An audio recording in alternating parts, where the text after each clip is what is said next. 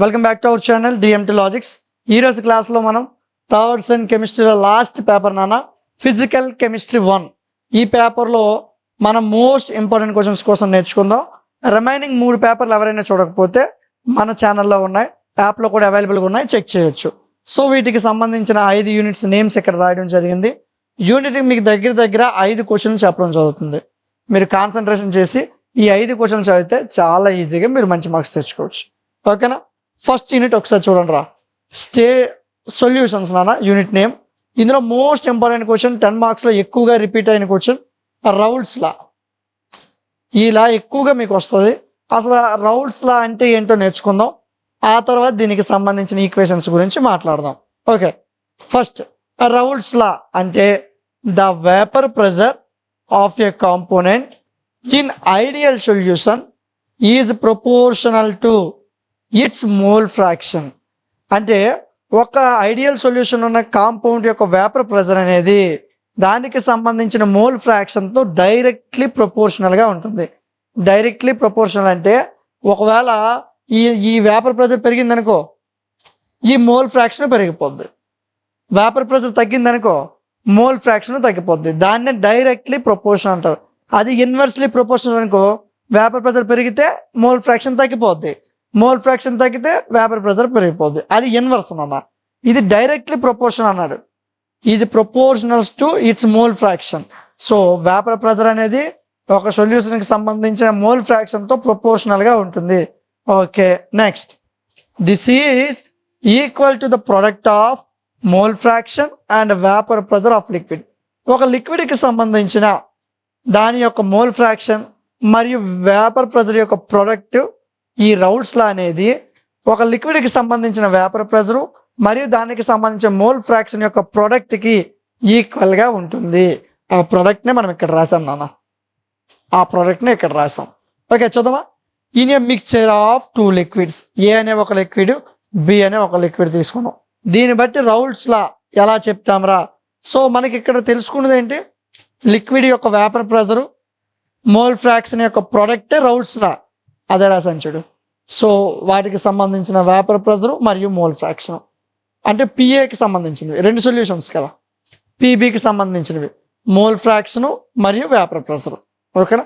ఆ రెండింటి యొక్క మల్టిప్లికేషనే ఏటవుతుంది మనకి రౌల్ట్స్ లా అవుతుంది. హియర్ P0A P0B ఏదైతే ఈ వాల్యూ ఉన్నాయో ఇవి వేపర్ ప్రెజర్స్ నాన్న. The partial pressure curves of components in ideal solutions are straight lines. So ఈ ఐడియల్ సొల్యూషన్లో పార్షియల్ ప్రెజర్స్ అనేవి ఎప్పుడు కూడా స్ట్రైట్ లైన్ రూపంలో ఉంటాయి. ఓకేనా? చాలా చిన్నది నాన్న. వాడు ఏం చెప్పాడు మనకి? మిక్చర్ ఆఫ్ 2 లిక్విడ్స్, 2 లిక్విడ్స్ యొక్క మిక్చర్ తీసుకొని రౌల్ట్స్ లా ప్రకారం రాసాం. P0A P0B అంటే వేపర్ ప్రెజర్స్ అని చెప్పాం. ఆ తర్వాత ఏం చేసాం?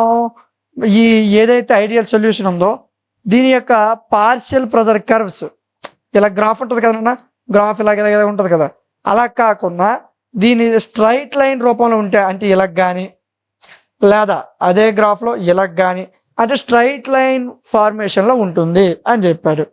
నెక్స్ట్, సో ఇది చాలా సింపుల్ అన్న, అంతే. క్వశ్చన్ ఏం పెద్ద ఏం కాదు. ఈ రౌల్ట్స్ లా అంటే ఏంటో రాసాము, దానికి సంబంధించిన ఒక 2 పాయింట్లు ఎక్స్ట్రా రాసాం. ఇది మీకు 5 మార్క్స్కి చాలా ఇంపార్టెంట్ క్వశ్చన్ నాన్న. ఖచ్చితంగా ఏదో ఒక క్వశ్చన్తో పాటు కలిపి అడుగుతాడు. ఈ క్వశ్చన్ మీకు ఏదో ఒక క్వశ్చన్తో పాటు కలిపి అడుగుతాడు. సో ఈ క్వశ్చన్ అయ్యాక ఇందులో మీకు ఎక్కువగా ఉపయోగపడే క్వశ్చన్ డిస్ట్రిబ్యూషన్ లా నాన్న. ఈ డిస్ట్రిబ్యూషన్ లాకి సంబంధించిన కొన్ని కండిషన్స్ చెప్పమంటాడు. ఖచ్చితంగా ఈ క్వశ్చన్ నేర్చాలి. ఈ క్వశ్చన్ చదవకుండా వెళ్తే 10 మార్కులు మిస్ అయిపోతాం. ఓకేనా? సో ఫస్ట్ కండిషన్ ఏంటో చూద్దాం.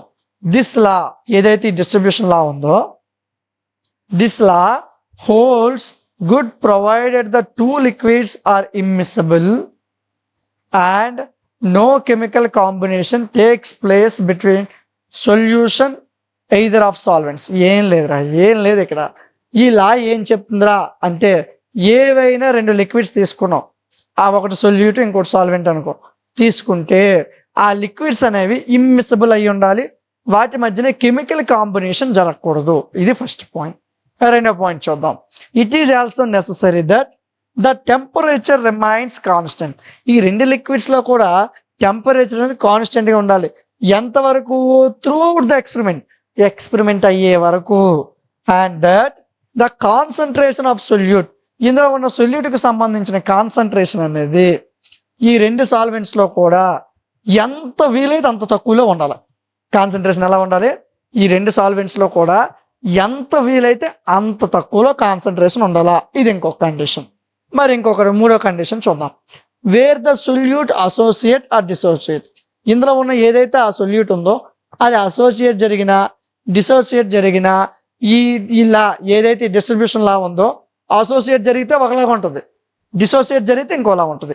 అంటే ఈ లాస్ అనేవి వాటికి సంబంధించినట్టు మోడిఫై అవుతూ ఉంటాయి అని చెప్పాడు. Next point, distribution law holds good only for those molecular species which are identical in both solvents.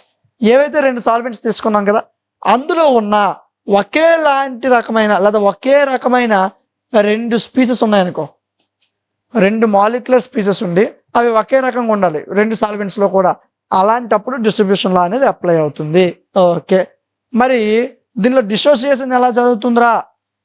ఈ ఫేజెస్, ఒక రెండు ఫేజెస్ ఉంటాయి ఇందులో డిసోసియేషన్ ఎలా జరుగుతుంది అంటే, suppose the substances dissolve normally. సరే, ఈ రియాక్షన్లో ఏవైతే సబ్స్టెన్సెస్ ఉన్నాయో అవి నార్మల్గా డిజాల్వ్ అయిపోయి అనుకుందాం. ఈ లిక్విడ్ ఏ, ఎక్కడ? లిక్విడ్ ఏలోనే. మరియు డిసోసియేట్స్ ఇన్ లిక్విడ్ బి, లిక్విడ్ ఏలో డిజాల్వ్ అయ్యాయి, లిక్విడ్ బిలో డిసోసియేటింగ్ జరిగింది. ఓకే, లెట్ C1 అనేది కాన్సన్ట్రేషన్ అనుకున్నాం. దేనికి కాన్సన్ట్రేషన్? సొల్యూట్. ఎందులో? ఏ అనే లిక్విడ్లో సొల్యూట్ యొక్క కాన్సన్ట్రేషన్ C1. ఓకే, C2 అనేది బి అనే లిక్విడ్లో టోటల్ కాన్సన్ట్రేషన్ అన్న. ఇక్కడ C1 అనేది ఏంటి? లిక్విడ్ ఏలో ఉన్న సొల్యూట్ యొక్క కాన్సన్ట్రేషన్. మరి C2 అనేది ఏంటి? లిక్విడ్ బిలో ఉన్న concentration. Okay, let the degree of dissociation of solute in liquid B alpha. Okay, ఈ లిక్విడ్ బి ఏదైతే ఉందో ఇందులో డిసోసియేషన్ ఎంత జరిగింది అంటే alpha degrees. Okay, let the concentration of undissociated molecule in బిలో డిసోసియేషన్ జరిగిన యొక్క డిగ్రీ ఎంత? ఆల్ఫా అనుకున్నాం. మరి డిసోసియేట్ అవ్వనివి అన్డిసోసియేటెడ్ మాలిక్యూల్స్ ఏమనుకున్నాం? C2 ఇంటూ 1 మైనస్ ఆల్ఫా అనుకున్నాం. ఏమనుకున్నాను? C2 into 1 minus alpha. Okay, applying the distribution law, మనకు వచ్చిన వాల్యూస్కి మనం డిస్ట్రిబ్యూషన్ లాని అప్లై చేసాం. ఏంటంటే వచ్చాయి? C1 అనేది ఒకటి తెలిసింది, C2 అంటే ఏంటి, C2 ఇంటూ 1 మైనస్ ఆల్ఫా అంటే ఏంటి తెలిసింది. దీని ప్రకారం నువ్వు లాని అప్లై చేస్తే రెండు ఫేజెస్లో కూడా అప్పుడు వాల్యూ ఇలా వస్తుంది. ఇది దేనికి సంబంధించింది? డిసోసియేషన్కి సంబంధించింది. C1 మనకి ఏదైతే లిక్విడ్ ఏ యొక్క కాన్సన్ట్రేషను మరియు డిసోసియేషన్ అవ్వనప్పుడు వచ్చిన concentration is equal to K. ఇప్పుడు ఇదంతా దేనికి సంబంధించింది? డిసోసియేషన్కి. మరి ఇప్పుడు అసోసియేషన్కి అర్థం. ఒక ఫేజ్లో అసోసియేషన్ జరిగితే ఎలా ఉంటుంది? Let n molecule of the సొల్యూట్కి సంబంధించిన n మాలిక్యూల్ తీసుకున్నాం, unite to form 1 associated molecule in the second phase. ఏం జరిగింది అంటే ఈ అసోసియేషన్లో n మాలిక్యూల్స్ తీసుకున్నాం, సొల్యూట్కి సంబంధించిన n మాలిక్యూల్స్ తీసుకొని మొత్తం కలిపి 1 అసోసియేటెడ్ మాలిక్యూల్గా తయారయ్యాయి. ఎక్కడ? సెకండ్ ఫేజ్లో. Okay, next step. దీనికి సంబంధించి ఎస్కి సంబంధించిన కాన్సన్ట్రేషన్ C1 అనుకున్నాను. ఏ ఫేజ్ ఇది? ఫేజ్ 1లోనే. Let C1 be the concentration of SM in phase 1. అదే C2 అనుకో, ఫేజ్ 2కు సంబంధించిన కాన్సన్ట్రేషన్. అదే C3 అనుకో, ఫేజ్ 3కి సంబంధించిన కాన్సన్ట్రేషన్. చూడనా, ఫేజ్ 1కి సంబంధించిన కాన్సన్ట్రేషన్ C1, ఫేజ్ 2కు సంబంధించిన కాన్సన్ట్రేషన్ C2, ఫేజ్ 3కి సంబంధించిన కాన్సన్ట్రేషన్ C3. అప్లై డిస్ట్రిబ్యూషన్ లా బిట్వీన్ సింపుల్ మాలిక్యూల్స్. ఈ మాలిక్యూల్ మధ్యన నీవు డిస్ట్రిబ్యూషన్ లాని అప్లై చేస్తే మనకి ఈ డిస్ట్రిబ్యూషన్ లాకి సంబంధించిన కండిషన్ అనేది మనకు వస్తుంది. ఓకేనా? సో ఏం నేర్చుకున్నాం? మొదట 4 కండిషన్లు నేర్చుకున్నాం, తర్వాత డిసోసియేషన్ మీద కండిషన్స్ నేర్చుకున్నాం, తర్వాత అసోసియేషన్ మీద కండిషన్ నేర్చుకున్నాం. సో చాలా సింపుల్ అన్న. జస్ట్ ఇక్కడ ఒక 4 కండిషన్లు, డిసోసియేషన్లో 3 కండిషన్లు, అసోసియేషన్లో 1 కండిషన్. దగ్గర 7 నుంచి 8 కండిషన్స్ రాస్తే 10 మార్కులు నీకు చాలా ఈజీగా వస్తాయి. ఓకేనా? సో డ్యామ్ షూర్ క్వశ్చన్ ఈ క్వశ్చన్ని నెగ్లెక్ట్ చేయొద్దు. ఈ క్వశ్చన్ వచ్చాక నెక్స్ట్ క్వశ్చన్కి రండి. ఓకే, నెక్స్ట్ క్వశ్చన్ చూద్దాం. Distribution law and it's limitations applications. ఈ నెర్నెస్ట్ డిస్ట్రిబ్యూషన్ లా యొక్క లిమిటేషన్స్ మరియు వీటికి సంబంధించిన అప్లికేషన్స్ గురించి మనం నేర్చుకుందాం. సో ఇది కూడా మీకు యాక్చువల్గా 5 మార్క్స్ 5 మార్క్స్ 5 మార్క్స్ అంటే నెర్నెస్ట్ డిస్ట్రిబ్యూషన్ లా అని ఒకటి అడుగుతాడు, దానికి సంబంధించిన లిమిటేషన్స్ 5 మార్కులకు అడుగుతాడు, దానికి సంబంధించిన అప్లికేషన్ 5 మార్కులకు అడుగుతాడు. 3 క్వశ్చన్స్ అనేవి 3 కలిపి మీకు ఒకే క్వశ్చన్లో చెప్తున్నాను. ఓకేనా, నేను క్వశ్చన్స్ తక్కువ చెప్తున్నాను అంటే తక్కువ అని కాదు, కలిపేసి చెప్తున్నాను మీకు. ఓకే, సో ఇలా కూడా ఇవ్వచ్చు మీకు 10 మార్కులకి అవకాశం ఉంది. అసలు ఈ నెర్నెస్ట్ యొక్క డిస్ట్రిబ్యూషన్ లా ఏంట్రా అంటే when a solid or liquid distribute itself between two immiscible liquid in contact with each other. 2 liquids ఏవైతే ఇమ్మిసిబుల్ లిక్విడ్స్ ఉన్నాయో వీటి మధ్యన సాలిడ్ కానీ లిక్విడ్ కానీ తమంతలు తాము ఇట్ సెల్ఫ్ డిస్ట్రిబ్యూట్ జరిగినట్లయితే, అదే విధంగా the ratio of it's concentrations in 2 phases is constant. Okay, ఇలా జరిగినప్పుడు ఆ 2 phases కూడా వాటి యొక్క కాన్సన్ట్రేషన్ రేషియో అనేది కాన్స్టెంట్గా ఉంటే ప్రొవైడెడ్ ద సబ్స్టెన్స్ డిజాల్వ్స్. అయితే ఈ 2 కలిపి ఒక సబ్స్టెన్స్ని ప్రొవైడ్ చేస్తాయి. అది ఈ 2 సాల్వెంట్స్లో కూడా డిజాల్వ్ అయితే ఇన్ ద సేమ్ ఫామ్ ఒకేలాగా it C1 and C2 be the concentrations of solute. ఏం లేదురా, 3 పాయింట్లు చెప్పాడు మనకి. మొదటి పాయింట్ ఏంటంటే సాలిడ్ కానీ లిక్విడ్ కానీ తమంతల తాము 2 ఇమ్మిసిబుల్ లిక్విడ్స్ కాంటాక్ట్లో ఉన్నప్పుడు డిస్ట్రిబ్యూట్ అడిగితే, అదేవిధంగా వాటి యొక్క కాన్సన్ట్రేషన్ రేషియో అనేది కాన్స్టెంట్గా ఉంది, అదేవిధంగా ఈ 2 కలిపి ఒక సబ్స్టెన్స్ని పుట్టిస్తాయి కొత్తగా, ఆ వచ్చిన సబ్స్టెన్స్ ఈ రెండిట్లో కూడా డిజాల్వ్ అవ్వాలి. అలా అయితే దాన్నే నెర్నెస్ట్ డిస్ట్రిబ్యూషన్ లా అంటారు. 3 పాయింట్స్ కలిపి ఇక్కడ రాయడం జరిగింది. ఓకే, అక్కడతో డిస్ట్రిబ్యూషన్ లా అయింది. ఇప్పుడు ఇందులో C1ని ఒక కాన్సన్ట్రేషన్ అని, C2ని ఇంకొక కాన్సన్ట్రేషన్ అని తీసుకున్నాను. ఇవి 2 phases ఉన్నాయి కదా ఇక్కడ. C1 అనేది ఫస్ట్ ఫేజ్ యొక్క కాన్సన్ట్రేషన్, C2 అనేది సెకండ్ ఫేజ్ యొక్క కాన్సన్ట్రేషన్. సో దీన్ని బట్టి ఒక ఈక్వేషన్ రాయరా అంటే C1/C2 = K అని రాశాను నేను. ఓకేనా, సో ఇక్కడ అసలు ఈ K అంటే ఏంటి? Where K is a constant known as distribution coefficient or passing coefficient. అక్కర్లేదన్నా, సింపుల్. అసలు ఇక్కడ C1 అంటే కాన్సన్ట్రేషన్, C2 అంటే కాన్సన్ట్రేషన్. మరి K అంటే ఎవడరా అని నన్ను అడిగితే K అనేవాడు ఎవడు? కాన్స్టెంట్. దీన్ని ఏమని పిలుస్తారు? డిస్ట్రిబ్యూషన్ కోఎఫిషియంట్ అని అంటాం. ఓకే, సో దీనికి సంబంధించిన లిమిటేషన్స్ అప్లికేషన్స్ని నేర్చుకుందాం. లిమిటేషన్స్ అంటే ఇలా ఎంతవరకు పనికి వస్తుంది, ఓకే, దాని లిమిటేషన్స్ అంటారు. అప్లికేషన్స్ ఎక్కడ పనికి వస్తుంది అనేది అప్లికేషన్ అంటారు. లిమిటేషన్స్ చూద్దామా. The law holds good provided the 2 liquids are immiscible and that no same అన్న. ఈ ఫస్ట్ పాయింట్ అలాగా నువ్వు ఫస్ట్ క్వశ్చన్లో నేర్చుకున్నావు చూడు. ఇదిగో ఈ ఫస్ట్ పాయింట్ని మరలా ఇక్కడ లిమిటేషన్స్లో రాయడం జరిగింది. Same point. Next, no association or dissociation should take place. ఇక్కడ ఏదైతే ఇక్కడ మనకి నెర్నెస్ట్ లా ఉందో ఇందులో అసోసియేషన్ డిసోసియేషన్ ఏది జరగదు. సొల్యూట్ మాలిక్యూల్కి సంబంధించి అసోసియేషన్ కానీ డిసోసియేషన్ కానీ ఏమీ జరగదు. అదేవిధంగా it is also necessary that the temperature remains constant. ఖచ్చితంగా ఏదైతే ఈ నెర్నెస్ట్ లా ఉందో ఇందులో టెంపరేచర్ కాన్స్టెంట్గా ఉండాలి త్రూ అవుట్ ద ఎక్స్పెరిమెంట్. ఈ పాయింట్ కూడా మనం ముందే డిస్కస్ చేసాం ఫస్ట్ క్వశ్చన్లో. ఓకేనా, and that the concentration of solute in 2 solvents must be kept as. నాన్న ఈ పాయింట్ కూడా మనం డిస్కస్ చేసాం రా. ఈ పాయింట్ మనం ఫస్ట్ క్వశ్చన్లో డిస్కస్ చేసాం. చూడండి ఇక్కడ డిస్కస్ చేసామా లేదా. ఇదిగో ఫస్ట్ పాయింట్, రెండో పాయింట్ మరలా మనకి ఇక్కడ వచ్చారా, మరలా మనకి ఇక్కడ ఈ క్వశ్చన్లో వచ్చాయి. సో అంటే నీకు లిమిటేషన్స్ వచ్చినట్టే. మరలా నువ్వు లిమిటేషన్స్ కొత్తగా చదవక్కర్లే, ఫస్ట్ క్వశ్చన్ చదివితే ఈ క్వశ్చన్ అయిపోయినట్టే. సరే ఇంకోటి చూద్దాం. ఇందులో mutual solubilities of 2 liquids should not vary with the addition of solute. ఈ ఏదైతే ఈ సొల్యూట్ ఉందో ఇక్కడ మ్యూచువల్ సాల్యుబిలిటీస్ అనేవి ప్లేస్ అవుతాయి. సో 2 liquids తీసుకున్నాం.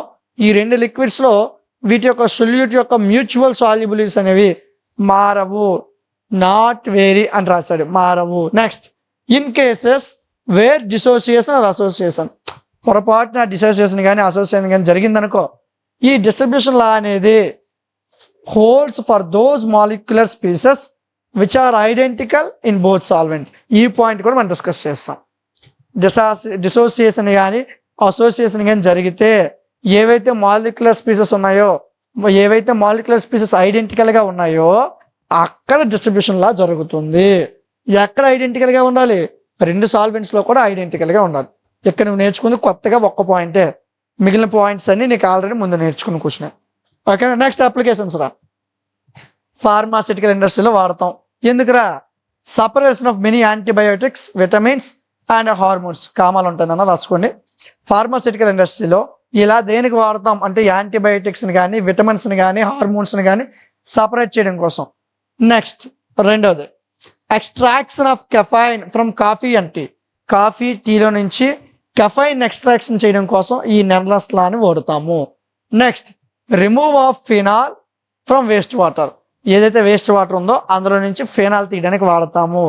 ఆ next point separation and refining of petrochemicals and petroleum products. ఏవైతే పెట్రోకెమికల్స్ కానీ పెట్రోలియం ప్రొడక్ట్స్ ఉన్నాయి కానీ వీటిని సపరేట్ చేయడానికి కానీ రిఫైనింగ్ చేయడానికి కానీ వాడతాము. Next recovery and purification of acetic acid from aqueous streams. ఏవైతే యాక్టివస్ స్ట్రీమ్స్ ఉన్నాయో వీటి నుంచి ఎసిటిక్ యాసిడ్ని రికవర్ చేయడానికి కానీ ప్యూరిఫై చేయడానికి కానీ వాడతాము. సో సింపుల్గానే ఉన్నాయి. This distribution law can be help to preserve emulsions and creams. ఏవైతే ఎమల్సన్స్, ఏవైతే క్రీమ్స్ ఉన్నాయో అక్కడ కూడా ఇదే లాని అప్లై చేస్తారు. ఎందుకు? దీన్ని రక్షించడం కోసం. ఓకేనా? మనము ఏదైనా ఒక ఐటెం బయటను కొన్నాం అనుకో, ఫర్ సపోజ్ ఆ చింతపండే ఉంది, చింతపండు పురుగు పట్టకుండా మనం ఉప్పేస్తాం అంటే ఏం చేస్తాను? ప్రిజర్వ్ చేస్తాను. ఇక్కడ మీకు ఊరగాయ ఉందనుకుందాం, ఊరగాయ కూడా మనకు పాడవకుండా ఏం చేస్తారు? దాంట్లో కూడా ఉప్పేసి స్టోర్ చేస్తారు. అదేవిధంగా ఎమల్సన్స్ కానీ క్రీమ్స్ కానీ పాడవకుండా ఉండడానికి ఈ లాని వాడతాము అని చెప్పాడు. This law can be used in high performance liquid chromatography.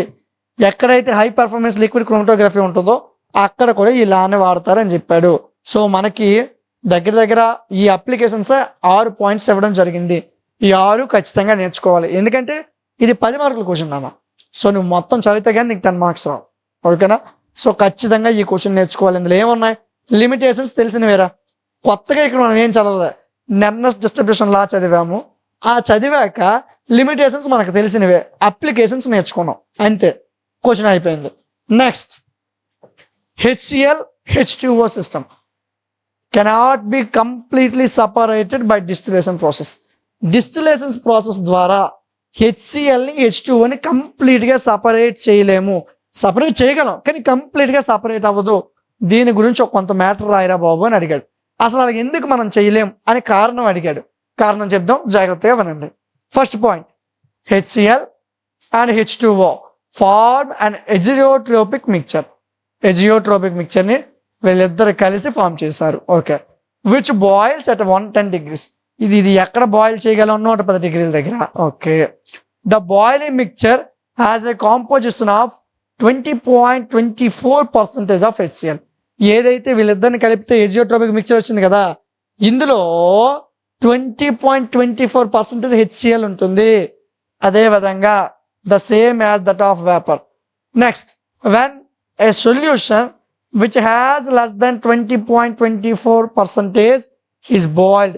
అయితే ఈ 20.24% యొక్క సొల్యూషన్ బాయిల్ చేసామనుకో, the distillate contains more percentage of water. So ఎప్పుడైతే వీటిని బాయిల్ చేస్తామో అక్కడ ఉన్న డిస్టిలేట్ ఏదైతే ఉందో దానికి వాటర్ పర్సంటేజ్ ఎక్కువ ఉంటుంది. Okay, the boiling temperature rises along with concentration of HCl. HCl యొక్క కాన్సన్ట్రేషన్తో పాటు మనకి బాయిలింగ్ టెంపరేచర్ పెరిగింది అనుకో, ఇన్ ద డిస్టిలేషన్ ఫ్లాస్క్, ఈ డిస్టిలేషన్ ఫ్లాస్క్లో పెరిగింది అనుకుందాం. వెన్ ద టెంపరేచర్ రైజెస్ పెరిగితే ఎంతవరకు? 110 degrees వరకు పెరిగితే the mixture attains a concentration of 20.24. నాన్న ఈ పర్టికులర్గా ఈ నెంబర్ రాయాలి. 20.24 HCl, the mixture then distillate as a whole. ఏం లేదురా, ఈ HClని H2Oని కలిపి ఒక మిక్చర్ ఫామ్ అయింది, దాన్ని ఎజియోట్రోపిక్ మిక్చర్ అంటారు. ఈ మిక్చర్ ఎక్కడ బాయిల్ అవుతుంది అంటే 110 degrees దగ్గర. ఓకే, ఈ మిక్చర్లో 20.24% ఆఫ్ కాంపోజిషన్ HCl. ఓకే, ఈ హెచ్సిఎల్ని ఇప్పుడు ఏం చేస్తాము, ఏదైతే ఈ 20.24% కన్నా తక్కువ ఉంటే ఏదైనా ఒక సొల్యూషను అది ఈజీగా బాయిల్ అవుతుంది. ఇప్పుడు ఈ డిస్టిలేట్ ఏదైతే మనకు ఉందో దాంట్లో ఎక్కువ పర్సంటేజ్ వాటర్ ఉంటుంది అని చెప్పాడు. ఇక్కడ బాయిలింగ్ టెంపరేచర్ పెరిగితే దాంతో కాన్సన్ట్రేషన్తో పాటు ఆ టెంపరేచర్ ఎక్కడి వరకు చేరుకుంటుంది, 110 డిగ్రీల వరకు చేరుకొని దాని కాన్సన్ట్రేషన్ ఎంత, 20.24% హెచ్సిఎల్. ఓకే, మరి నెక్స్ట్ పాయింట్ చూద్దామా. సిమిలర్గా a concentrated solution of HCl containing more than 20.24 of HCl. మనకి ఏదైతే మిక్చర్ నుంచి 20.24% హెచ్సిఎల్ వచ్చిందో దానికన్నా నార్మల్ హెచ్సిఎల్ యొక్క కాన్సన్ట్రేషన్ అనేది ఎక్కువ ఉంటుంది. ఇది డిస్టిల్డ్ హెచ్సిఎల్ డిస్టిల్స్ ఓవర్స్ ఫస్ట్. ఇప్పుడు ఈ మిక్చర్లో ఉన్న హెచ్సిఎల్ నార్మల్ హెచ్సిఎల్ తీసుకుంటే ఈ రెండిట్లో నార్మల్ హెచ్సిఎల్ వేరంగా డిస్టిలేషన్ జరిగిపోద్ది అని చెప్పాడు. As the distilling rises to 110 degrees, so ఈ డిస్టిలేషన్ అనేది 110 డిగ్రీల వరకు చేరుకుంది అనుకుందాం. The composition of the mixture falls to, ఈ మిక్చర్ యొక్క కాంపోజిషన్ ఎక్కడికి పడిపోతుంది, 20.24% హెచ్సిఎల్కి సంబంధించిన 20.24% పడిపోతుంది. When a mixture distillates over unchanged, అదే ఈ మిక్చర్ డిస్టిల్స్ చేసామనుకో అప్పుడు మనకి ఇందులో పెద్ద తేడా ఏమి ఉండదు అని చెప్పాడు. దస్ హెచ్సిఎల్ కానీ H2O కానీ cannot be separated completely by distillation. దీని ప్రకారం నార్మల్ హెచ్సిఎల్ తీసుకుంటే వేరంగా పని అయిపోతుంది, ఇందులో ఉన్న హెచ్సిఎల్ తీసుకుంటే పని అవ్వట్లేదు వేరంగా. దీని ప్రకారం మనం హెచ్సిఎల్ని H2Oని కంప్లీట్గా సపరేట్ చేయలేము డిస్టిలేషన్ ప్రాసెస్తో. At best it can be separated into constant boiling point mixture and the excess component. So దీనికన్నా ఇంకొక మంచి మార్గం ఏదైనా ఉందంటే కాన్స్టెంట్ బాయిలింగ్ పాయింట్ దగ్గర సపరేట్ చేసి ఈ మిక్చర్ని తీసుకొని అదేవిధంగా ఎక్సెస్ కాంపౌండ్ని రిలీజ్ చేయాలి. అలా చేసినట్లయితే మనం అనుకున్న ఈ డిస్టిలేషన్ ప్రాసెస్లో హెచ్సిఎల్ H2Oని సపరేట్ చేయగలం, కానీ కంప్లీట్గా సపరేట్ చేయలేం. కొంత సపరేట్ అవుతుంది, కంప్లీట్గా సపరేట్ అవ్వదు. ఎందుకు, ఎక్కడున్న హెచ్సిఎల్ ఈ మిక్చర్ కన్నా బయట ఉన్న హెచ్సిఎల్ వేరంగా డిస్టిలేషన్ అయిపోతుంది. అది దీని యొక్క కారణం. ఓకేనా. సో లాస్ట్ క్వశ్చన్ ఒకసారి చూద్దాం. ఇక్కడ మనం ఎజియోట్రోపిక్ మిక్చర్ అని మాట్లాడాం కదా, ఇక్కడ మనం ఈ రెండింటిని కలిపి ఎజియోట్రోపిక్ మిక్చర్ అన్నాం కదా, దీనికి సంబంధించిన క్వశ్చన్ ఇది నాన్న. ఇది 5 మార్క్స్కి వస్తుంది. ఎజియోట్రోప్స్ అంటే ఏంటి, వీటికి సంబంధించిన ఎగ్జాంపుల్ అడుగుతాడు. ఎజియోట్రోపిక్ మిక్చర్ అంటే constant boiling liquid mixtures are called azeotropic mixtures. అంటే ఏవైనా లిక్విడ్ మిక్చర్స్ 2 లేదా 3 తీసుకున్నాం అనుకో, వాటి యొక్క కాన్స్టెంట్ బాయిలింగ్ పాయింట్, వాటి యొక్క బాయిలింగ్ పాయింట్ కాన్స్టెంట్గా ఉంటే ఆ మిక్చర్స్ని ఎజియోట్రోపిక్ మిక్చర్స్ అంటారు. హెచ్సిఎల్ H2O ఈ రెండింటి యొక్క బాయిలింగ్ పాయింట్స్ కాన్స్టెంట్గా ఉంటాయి కాబట్టి వాటిని ఎజియోట్రోపిక్ మిక్చర్స్ అన్నాం. అదేవిధంగా ఎజియోట్రోపిక్ మిక్చర్స్ అంటే ఏంట్రా అంటే liquid mixtures which contains constant boiling point are called azeotropic mixture. Okay, next composition in the liquid and vapour of such a mixture is the same. ఇక్కడ వేపర్ ఫేజ్ అయినా లిక్విడ్ ఫేజ్ అయినా వీటి యొక్క composition అనేది same, ఒకేలాగా ఉంటుంది ఈ mixture composition. They distil unchanged a few, ఏం లేదన్న. సో ఇక్కడ ఏవైతే డిస్టిలేషన్ జరగవో వాటికి సంబంధించిన కొన్ని ఎగ్జాంపుల్స్ ఇచ్చాడు. ఫస్ట్ది H2SO4 వాటర్, మనం ఇప్పుడు మాట్లాడింది HCl వాటర్. ఇలాగ 3 ఎగ్జాంపుల్స్ ఉన్నాయి. ఫస్ట్ది H2SO4 అండ్ వాటర్. దీని యొక్క బాయిలింగ్ పాయింట్ 338 డిగ్రీలు. దీని యొక్క కాంపోజిషన్ 98.7% H2SO4 వస్తుంది, 1.3% H2O వస్తుంది. ఈ మిక్చర్ని బాయిల్ చేశాను 338 డిగ్రీల దగ్గర చేస్తే నాకు ఇలా వచ్చింది. అంటే ఆ రెండింటిని కలిపిస్తే 98% H2SO4 వచ్చాడు, 1.3% H2O వచ్చాడు. ఓకే, ఇప్పుడు మనం నేర్చుకున్నది హెచ్సిఎల్ వాటర్ క్వశ్చన్ చదివాం కదా, ఎక్కడ టెంపరేచర్ అంతా అక్కడ చెప్పాను 110 డిగ్రీలు. ఎంత వస్తుందని చెప్పాను హెచ్సిఎల్ 20.24%. సరే, 3వ ఎగ్జాంపుల్ ఎథైల్ ఆల్కహాల్ వాటర్ తీసుకున్నాం, ఎన్ని డిగ్రీల దగ్గర అయింది 78.13 డిగ్రీల దగ్గర, 95% ఆల్కహాలే వచ్చింది. ఓకేనా. Mixture of these types cannot be separated completely by distillation. So distillation ప్రాసెస్తో ఇలాంటి రియాక్షన్ దేన్ని కూడా మనం కంప్లీట్గా సపరేట్ చేయలేము. The best that can be separated the mixture into a constant boiling and one of the components, ఏం లేదు నాన్న. సో ఇలా ఉన్న ఏవైతే ఉన్నాయో ఇలాంటి మిక్చర్స్ని మనం డిస్టిలేషన్ ప్రాసెస్ ద్వారా చేయలేము. కానీ ఈ మనకున్న బెస్ట్ పద్ధతి ఏంటంటే ఈ మిక్చర్ని సపరేట్ చేయడం కోసం కాన్స్టెంట్ బాయిలింగ్ పాయింట్ దగ్గర ఈ మిక్చర్ని దాని యొక్క కాంపోనెంట్స్ని కాన్స్టెంట్ బాయిలింగ్ పాయింట్ దగ్గర పెడితే మనకి సపరేట్ అయ్యే ఛాన్స్ అనేది ఉంటుంది. ఓకేనా? సో డిస్టిలేషన్ ప్రాసెస్తో సపరేట్ చేయలేం, కానీ వీటిని సపరేట్ చేయడం కోసం కాన్స్టెంట్ బాయిలింగ్ పాయింట్ దగ్గర మనం ట్రై చేయొచ్చు. ఓకే, సో ఈ 3 ఎగ్జాంపుల్స్ ఖచ్చితంగా మెన్షన్ చేయాలన్నా. అదేవిధంగా ఈ క్వశ్చన్ మీకు ముందున్న ఏ క్వశ్చన్ అయితే ఉందో ఈ క్వశ్చన్ ఇంటర్లింకింగ్. ఓకేనా? కొన్నిసార్లు ఇది అది కలిపిస్తాడు, లేదా ఇది ఒక్కటి ఇస్తాడు. సో ఇది కూడా మీరు నేర్చుకోవాలి, ఇది మీకు 5 మార్క్స్లో యూజ్ అవుతుంది. ఈ 5 క్వశ్చన్లు ఈ యూనిట్లో నేర్చుకుంటే డ్యామ్ షూర్గా ఎగ్జామినేషన్లో మంచి మార్క్స్ ఈజీగా సంపాదించవచ్చు. జస్ట్ ఈ క్వశ్చన్స్ చదివితే చాలు, ఈ యూనిట్ నుంచి మీకు 15 మార్క్స్ పక్కాగా వస్తాయి. ఓకేనా? సో ఇవన్నీ చదివాక 2వ యూనిట్కి రండి. నెక్స్ట్ క్లాస్లో మనం 2nd యూనిట్తో కలుద్దాం. Thank you.